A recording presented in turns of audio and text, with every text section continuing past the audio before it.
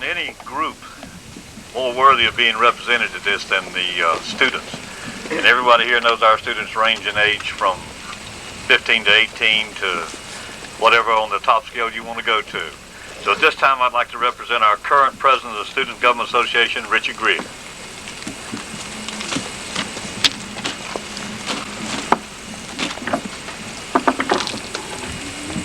Welcome to Wilkes Community College on this historical 25th anniversary. I'm proud to say that the college is continuing to grow, and the students, and as the SG president, I feel that the college will be here for many more years to come. As you can see, buildings are popping around up everywhere, and by the time I turn, probably about 94, whenever this thing's unburied, I hope I'll probably be president by then. I will work on it. But I'd just like to say that the campus and to all the teachers from the students, thank you for everything that you're doing for us, and just do the best that you can. I'd like to say thank you for Brenda Moore, because I'm taking oral communications and she's going to teach me how to speak a little better. Thank you.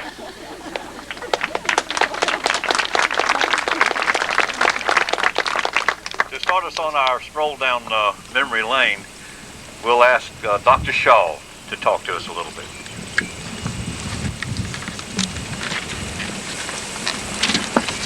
There's one thing about Dr. Jim Randolph, and that is that he's truthful.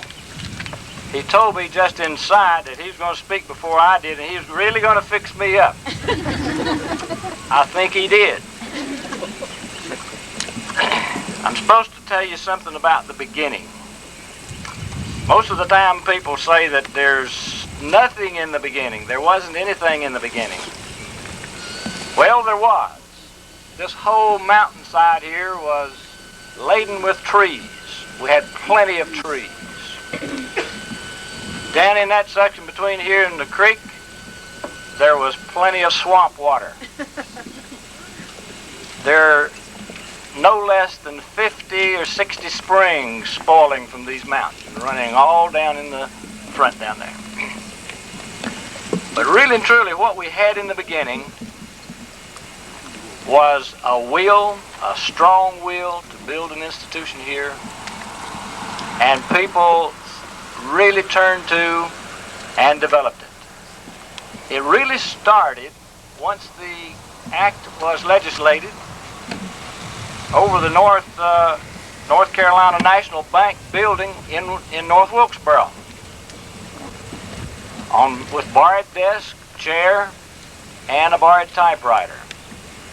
Dr. Howard Thompson finally got a car, I think. And then it operated that way for about a year, at which time we moved into the primary building, now located behind the courthouse and the post office over here in Wilkesboro. July the 1st, 1966. About 8 or 10 or 12 of us. Bud Mays was in that group, Dr. Bird, Dr. Richardson, and some others. Who else? Jay Anderson. We all reported the first day. Of course, a day or two after that, there was July the 4th. We didn't even get a holiday that day. I think we worked. So it began. We worked from everything from unloading truckloads of furniture and equipment. Mr. Idle back there was one of them. I'm looking at him right now. We unloaded truckloads of furniture just every day or two. And at first, when the trucks came in, they were just eager beaver, rolling up their sleeves, ready to unload that furniture and pack it away in a storage building. That lasted about, 2 weeks? About 2 weeks, maybe 3. After that, when a truck rolled in with furniture on it, they'd holler out, "Furniture truck, equipment truck." You couldn't find anybody to save your life. Howard Thompson and I think, were stuck with it. I don't know if the truckloads of furniture and equipment we did unload, all of us, and stored it in the storage place all over the towns, both towns, until we could move into the complex down below us here on I believe it was April Fool's Day, yeah, first day of April, 1969. It took approximately 18 months to build those 3 buildings. And we moved in on April the 1st, 1969. We moved in a borrowed truck and a van that we had. The college had one van, and we moved in that. We literally moved in on top of the people laying the floor tile. And the ladies who worked in the offices grabbed mops and mopped the floors because we only had one housekeeper, and he was busy unloading trucks, so he didn't have time to mop the floor. So the ladies mopped the floors. We moved right in on top of that. But the people had a will and they had a dream, and they were so strong that over the next 25 years, we have what you see today. There are a few little things that might not be recorded and no need for them to be, but I might tell them to you anyway. The first truckload of building equipment that ever came into the property came right up the bottom down here, right past the barn and the silo and the Charlie Howard farm. And they got about halfway, and I was leading the truck going in front to make sure they stayed on the path. And the truck broke down on a little old bridge that was supposedly across a little branch there, or swamp water, I guess you'd call it. And he said, "Now what?" I said, "Dump them." So he dumped them right down there. And the reason we did that, well, it was terracotta pipe is what it was. We had an agreement with the town of Wilkesboro that if the college would purchase the terracotta pipe, the town would take the responsibility of laying the pipe in the ground.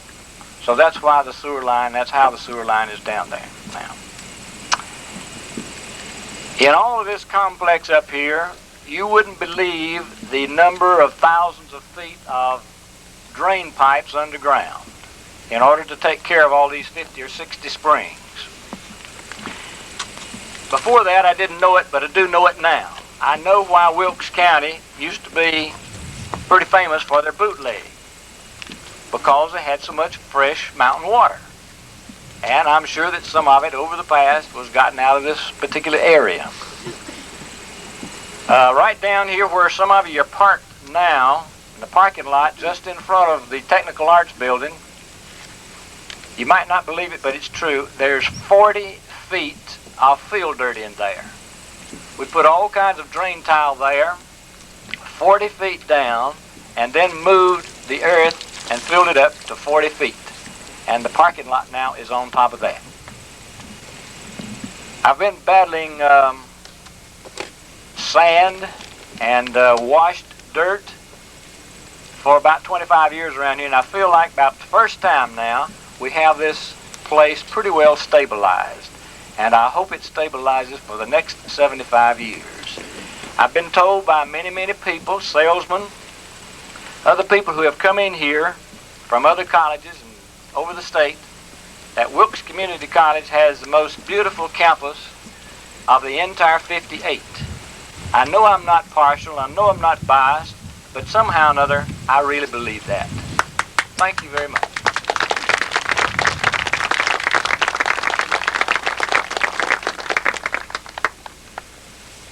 Next, Jay Anderson. Jay was one of those people that reported the first day.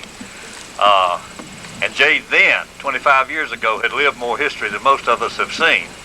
And that's still the case. And he's been recording all of it for this county. Jay.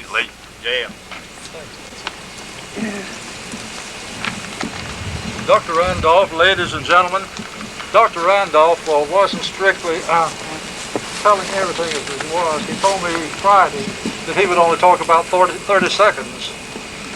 And Dr. Conrad Shaw, during the early days, and everybody's already covered most of the territory I need to anyway, so I'm not going to try to cover the historical territory very much, whatever historical features are.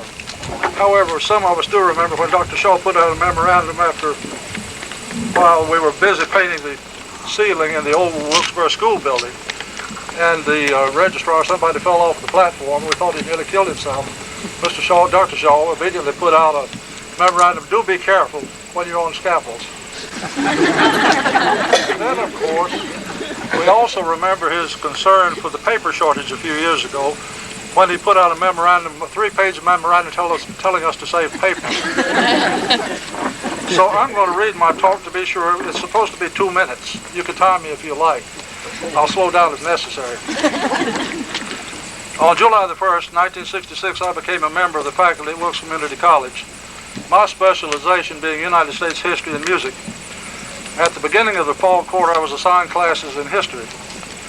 I noted that the schedule listed music appreciation, so I asked who was teaching that course.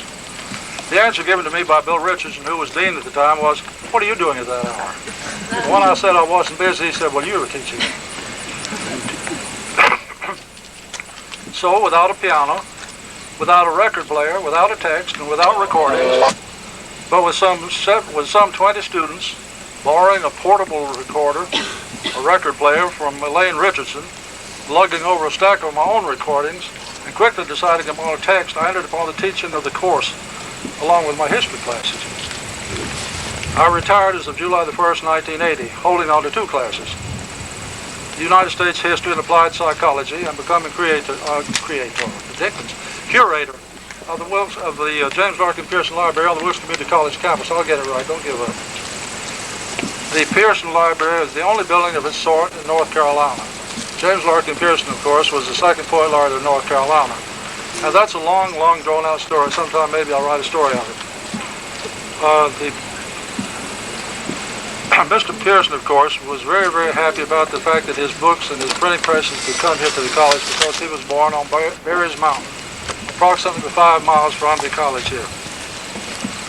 And contrary to what you may believe or what Dr. Randolph has said, I'm not the oldest thing on the campus.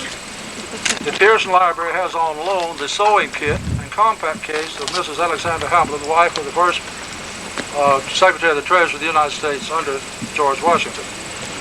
And I do have in my office a fruit jar dated 1858, which was never used for the noted liquid product of Wilkes County, as far as I know. I wasn't around when it arrived. And the Pearson Library is a hotbed of information, so come down and visit us. We're right down the hill here, the little house behind this big house and the big one down in front, and learn more about Wilkes and the people. Thank you very much.